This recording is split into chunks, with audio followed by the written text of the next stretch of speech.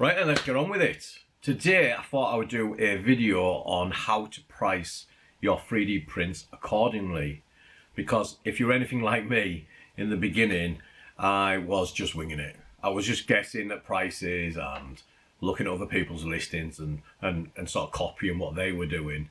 But that's not really a strategy. So in this video I want to go through a real world example where I price a 3D print that I'm going to put up on my Etsy shop. I'll show you the ins and outs of how I do that. If you stick around to the end, I'll actually show you a tool that I've built that takes out all the guesswork for you. So yeah, let's get into this.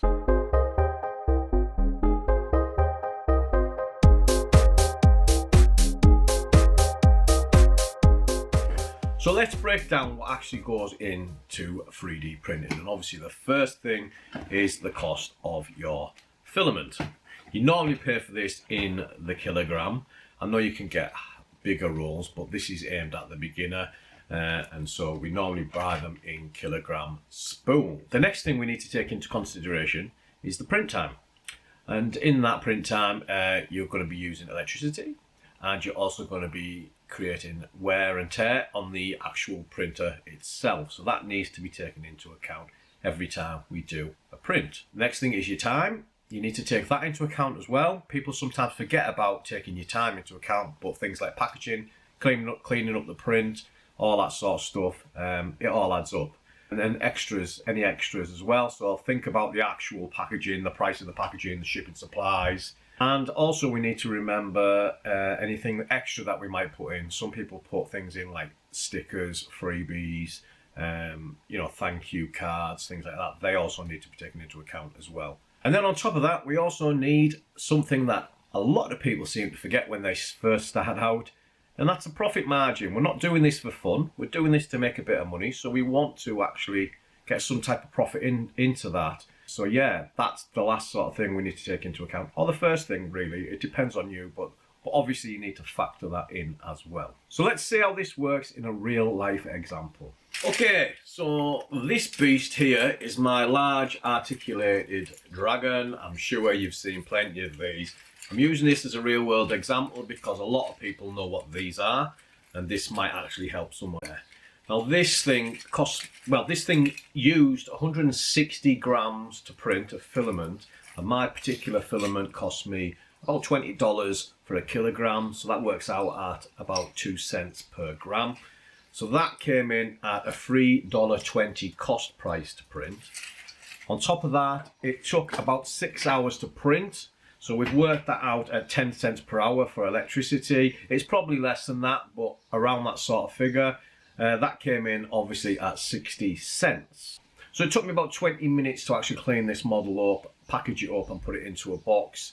And at sort of rate of $10 an hour. So that works out at about a third. So to me, doing a quick maths, that's $3.30 if charged at $10 an hour. So that's, yeah, $3.30.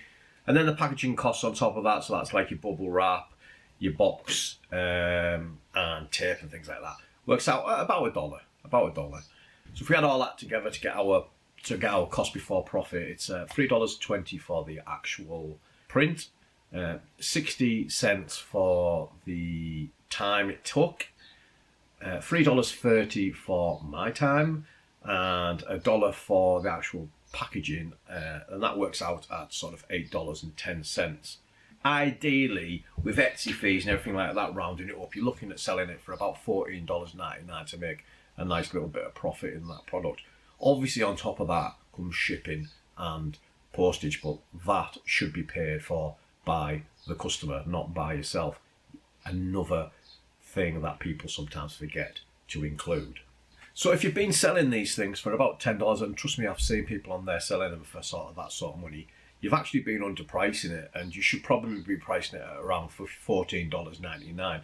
And I know that some people can produce them cheaper, and some people will produce them cheaper, and some people will underprice on purpose, but that's something we'll get to a bit later on in the video.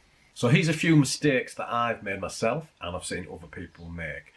The first one is selling items that you do not own the copyright for, or that you have not paid the license for. and that happens quite a lot. I touched on this a little bit earlier, but pricing your prints low, thinking that you're going to beat the competition by being cheaper.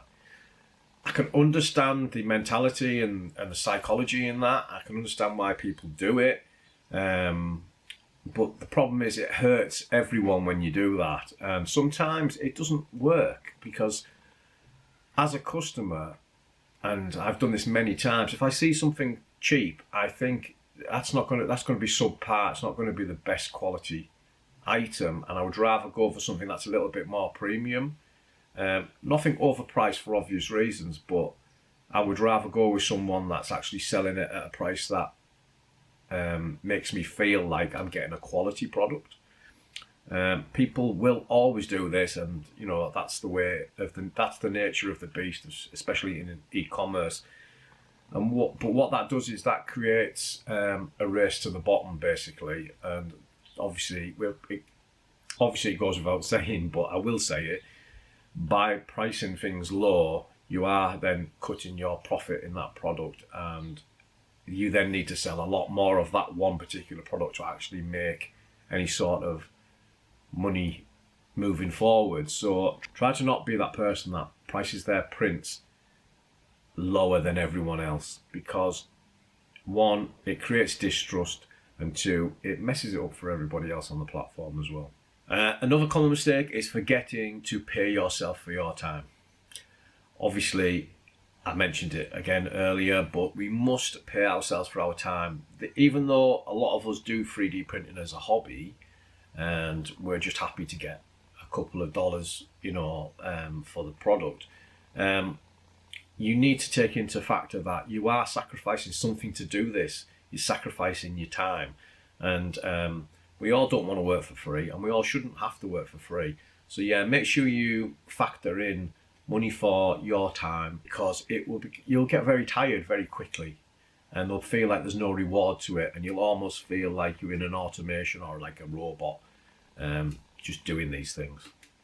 So now just moving on to the tools and other steps that you can take, because you don't have to do all this manually every single time. It'll get a bit confusing if you do it every single time. And the tool that I've created is a 3D printing cost calculator. It's over on my website, ilovefreedprinting.com, and on there, if you go to the right hand side in the menu, you'll see 3D printing tools. There's quite a lot of different tools in there that I've created, but one of them is a 3D printing cost calculator, and that will actually take you through everything. You can actually input your material cost per kilogram, how much filament you've used, how much time it's taken for the print to actually be completed. You put in your hourly rate, how much cost per kilowatt hour you are currently being charged by your supplier, and how much usage of power that you've used as well in watts. You then just simply click the calculate cost button at the bottom, and it will spit out a number for you. Now, obviously, these numbers are not perfect, and there's no tool out there that can be perfect. This is an estimation, but it's a pretty close estimation. So if you can see that, and you can add a little bit, 50% margin on top of that, you'll definitely be in profit. So there you go, guys. Now you know how to price your 3D prints. Don't just guess your prices. Do the math, do it once, and price with confidence. That's where you need to be when selling your prints. Confident in the price. If you want me to help you price one of your 3D prints in a future video, then simply pop a comment in the section below. Let me know what it is you want me to price out, and I'll do one for you live on camera. I'd love to make this into a bit of a series, and if you agree or disagree with any points that I've brought up today in this video, then by all means let me know. Let me know, because we can learn from each other, and that's what this is all about. So hit that like button if this has helped. Subscribe if you want more no-fluff 3D business tips, and I'll see you in the next one. Thanks for watching.